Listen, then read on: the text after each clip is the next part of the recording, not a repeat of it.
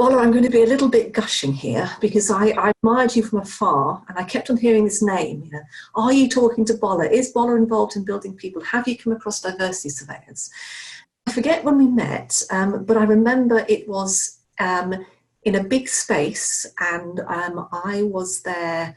Oh, I think it might have been a construction news event, but I sought you out, or you sought me out, and we just went instantly, I get you, you get me, we're trying to do the same thing. Let's just make amazing things happen. So a huge welcome. Thank you, thank you. I can echo that as well, because I'm relatively new still to the diversity world. We're working with Rebecca now 18 months, but whenever you say who's working with building people, there's one word, Bola, introduces a whole load of people, gives us credibility, because other people you have to explain who they are and what they do, but everybody knows you, Bola, so you seem to be doing something right. I'm humble, honestly. I take no credit. If credit goes to my parents.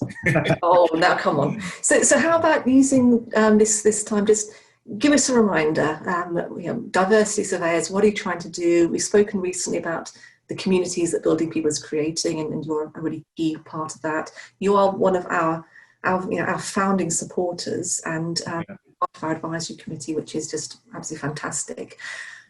Let's get me to stop talking. Tell us a little bit about the journey, how you've got there, what it is you're doing with DCS, and all the activity that you're bringing to this industry of ours. Okay, well, look, thanks again for the invite. So look, I mean, I think the easiest way to unfold is to just go back to the why. What was my why? And why did diversity surveyors come into play? So basically, 2006, I was in a very active freelance QS. And I became a freelance QS because I got frustrated in the industry. Not too long after I qualified in 99. So I graduated in 94 with a first class honours in quantity surveying. Thought I was equipped to do well. Got into the industry in 94, having won Student of the Year twice, and then joined the London-based firm that had sponsored the Student of the Year. And when I arrived in 94, it wasn't a great reception, straight into measurement. Okay. Didn't see a lot of people that looked like me, number one.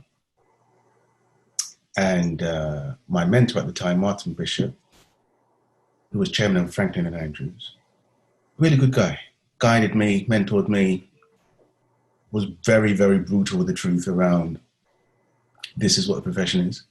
And if you want to succeed, you've got to be strong, strong-willed, strong mind, and all the rest of it.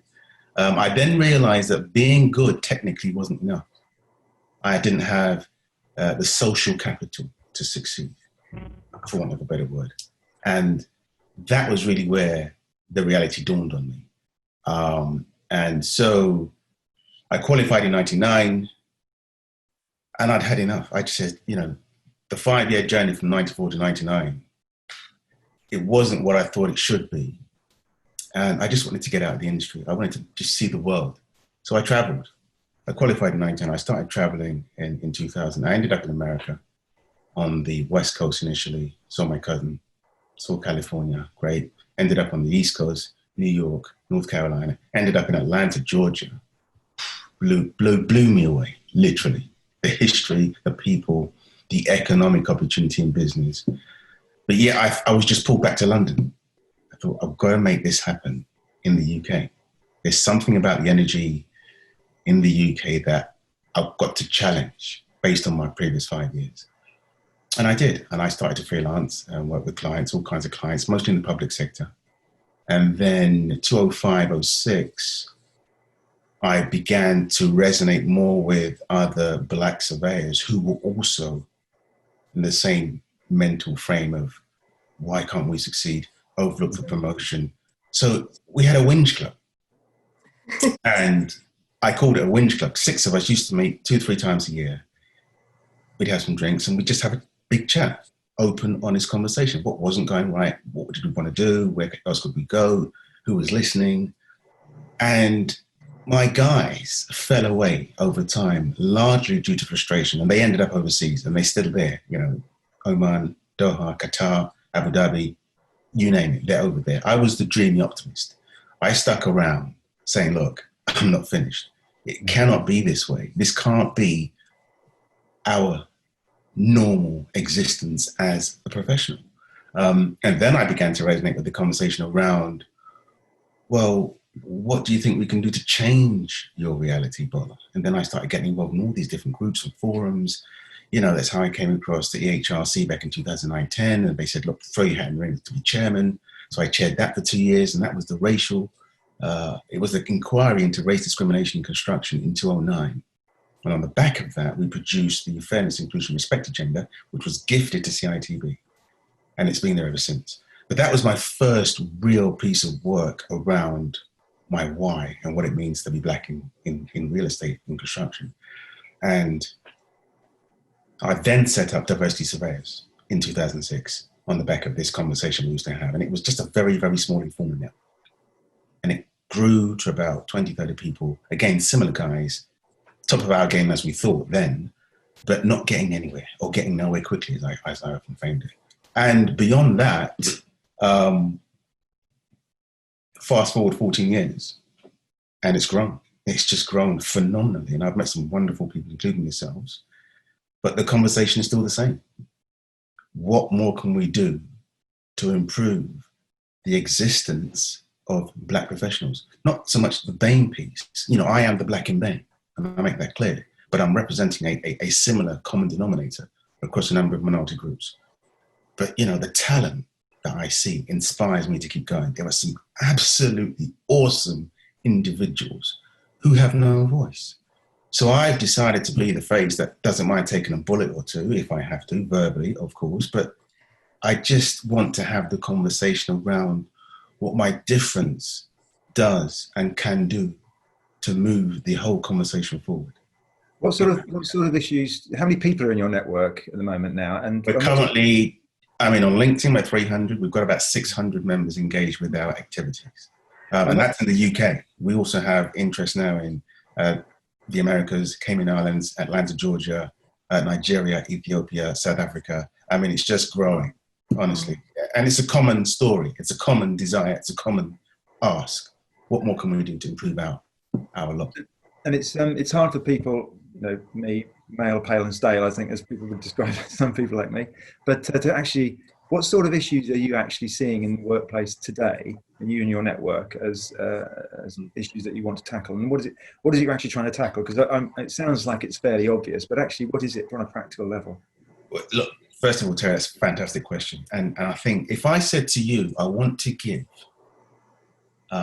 every employee in a business, small or big, a genuine confidence to be able to use their voice. Mm-hmm. That is really the nub of it, because at the moment, they are fraught with fear of reprisals, repercussions, et cetera, et cetera, et cetera. So when I ask a question of the group, I very rarely get anything coming back in written form. And what I will get possibly is a telephone call. Bola, saw your post, can we have a chat? But what they won't do is publicly affirm their position. Is that issues relating to being Black? Or because I think there's my experience, not of people working in the sector, is that there's a reluctance to speak up because of the management culture in the sector. Correct. And I think that's true of not just for Black people, that's true of generally the workforce, but for Black people, there's this particular thing. They've got a label to hang on you. They can respond in a more aggressive way. Is that what you're saying? Or? Well, there is that, but to your point around this particular conundrum not being unique to Black people, you're absolutely correct. But the reality is we need to overlay that conundrum with the fact that it's coming from a Black person. Mm-hmm. And so the perception is that because it's coming from a Black person who should be ordinarily grateful or whatever the case is, it's considered a headache of sorts. Mm-hmm. And depending on the culture in the business, will also translate into how that conversation manifests itself, if at all it does, because invariably what happens is it gets shut down or dismissed, which is where they lose their voice and they lose the confidence about the conversation. What I really want to achieve at all levels, and I've just written a piece for RICS, and it's going to be posted any minute now.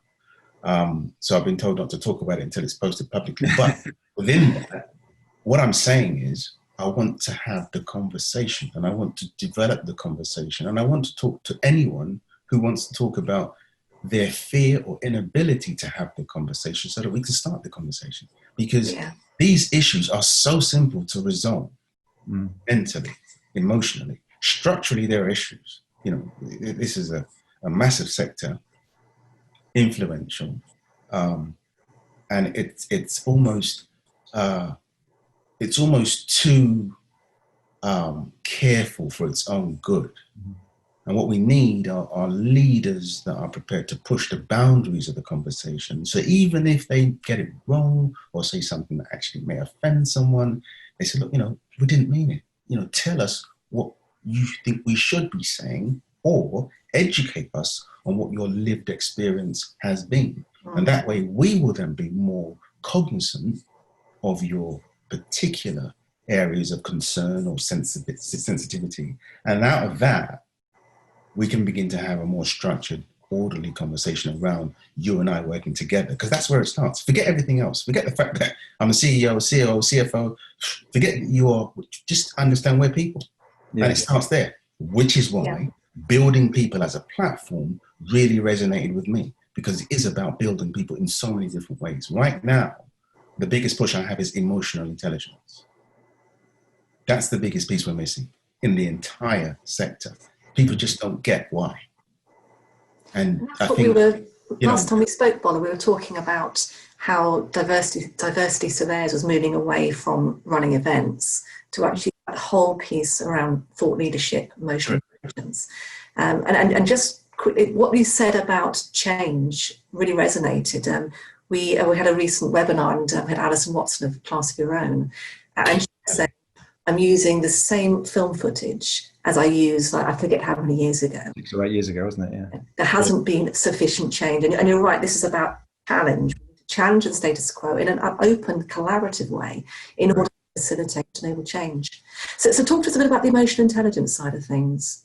Well, I think that goes to the root of everything, because when you are emotionally equipped to have different kinds of conversations with different kinds of people, with the outcome being after this conversation or through this conversation, we're all going to move forward. To do that well, you've got to put all of your technical capability, if it exists, to one side and just look at people as people. Because, you know, the condescending tone of voice, etc., it's not the way. I've often said you do not get the best out of people by shouting at them. You don't. You get the best by understanding where they're coming from. So, and you know, I'm almost flipping the script, because a lot of people say, well, what, you know, why are you so approachable? Well, because I've been there and I know what it's like to be ostracized, excluded, demoralized, and, you know, create this facade that you are unapproachable. It's not healthy. And for me, given that it's a people business, we have to be accessible to all kinds of people. I mean, I have students phoning me directly because they can, and I don't always take the call if I don't have the time, but what I do is engage, whether it's written or whatever the case is. I engage, and I find that the arrogance in our profession, in our sector, arrogance and insecurity is probably the biggest flaw and barrier to genuine progress around the emotional intelligence piece. Because unless you can take people on face value and just have a conversation about anything, that's where it starts. But because we're so structured and rigid and cold, and we're not doing a good job engaging. Well, absolutely, and we've met a few times before the lockdown and over Skype and Zoom and things, and we absolutely agree. I absolutely agree with where you are. And in my manifesto, my management piece, I think needs to be changed, is the culture of the industry, because it needs to be one where, as you say, for me, it's actually there's a change in leadership from the old style of leadership where the boss is always right and it's top down and he shouts at you. Whereas now it's actually, especially in the professions, and especially with a different motivation from younger professionals who know they aren't going to be able to do the things that maybe we aspired to when we were young, because the world has changed. They need part of the solution and know their role in the organisation, not just be told what to do and get on and do. Absolutely. Absolutely. And how do you, and you're very much an action-oriented guy as well, which I really respect too. How do you think we can move it forward? Because that's the thing I'm struggling with at the moment is, you know, it's okay to say change the culture, but actually that's the most difficult thing to do. Of all the other things you can do, that's probably the most difficult, because you've actually got to walk the talk, and the leaders have to walk the talk. Correct. And that's where do you think those leaders are coming from?